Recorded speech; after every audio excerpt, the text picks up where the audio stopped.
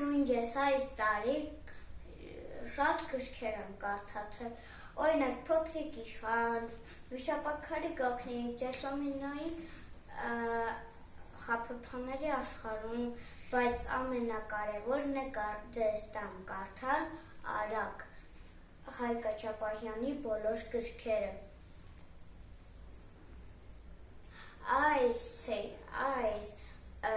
գիրքը պատմել է ոնց Անին ու Դավիթը գնում են ժամանակի մեջ կախարդական գրադարանի օգնությամբ։ Միթե գնում են Տիգրան Մեծի մոտ, Եգիպտոս Կլեոպատրոն մարդ մոլորակ, այն ամենակարևորն է, որ նրանք գնում են ծնողների մանկություն և ծնողների հետ սովորում